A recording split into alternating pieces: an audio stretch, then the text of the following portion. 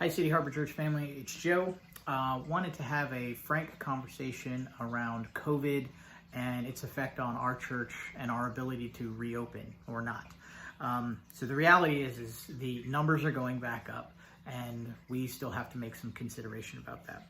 So first of all, I want to apologize that it hasn't been explicitly clear to the congregation that there is a group, there is a team beyond Ben and Rebecca that are helping to make this decision about when we can reopen.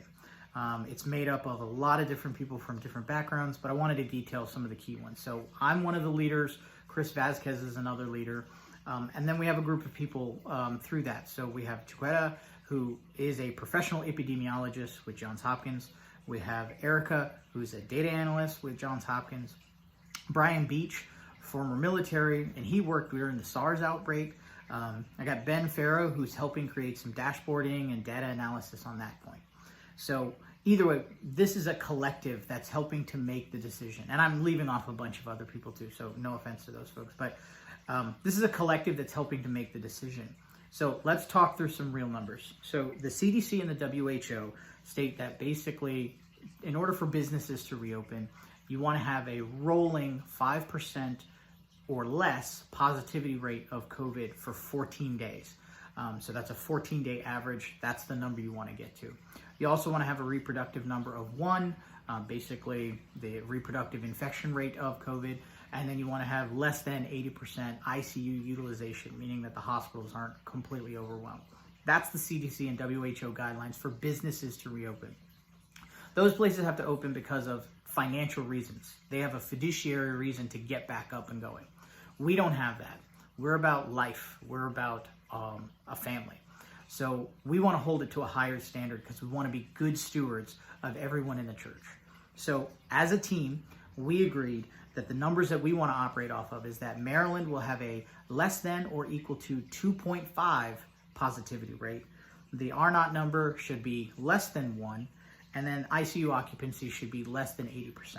I will tell you right now, the less than 80% is not a problem because even at the height, Baltimore is fine. We are blessed to have lots and lots of medical facilities, so that was never an issue. But that said, the numbers had been getting better through the summer, and then even into the early fall, it was looking pretty good. But as we've seen, the spike is happening. The surge is happening where it's coming back again. Hence, Governor Hogan and Mayor Jack kind of putting restrictions back on. So let's talk about those numbers. We as a team, we use the COVID Act Now website. It kind of compiles a lot of data from different places, but we validated it with professional members to really see. And so here's the numbers. Maryland is at 5.6 positivity rate. Baltimore City is at 5.8 positivity rate. The R0 number is at 1.21. And then the ICU utilization is at 8%. So that's really, really good. But the other numbers are north of where we actually want them to be. So we can't reopen right now. As you've seen, we're also canceling our Sunday gatherings for right now. We're going to follow up with more information about that. But at a restriction of 10 people for indoor or outdoor gatherings, if my family showed up, we're 5. So that's half of the group. So we can't do that. So we're going to try to get creative on ways that we can still meet together in other ways while still adhering to city guidelines and state guidelines. Big one is masks are required indoor or outdoor anywhere. We really need to follow that because it was working for us. Even in the region where other states nearby have been going up, Maryland has been holding strong, I think because we've been doing a better job as a whole to adhere to those guidelines. So we want to continue that. Just wanted to follow up with more information. Will be coming in the following weeks. Stay safe out there. We love you guys. We'll see you soon.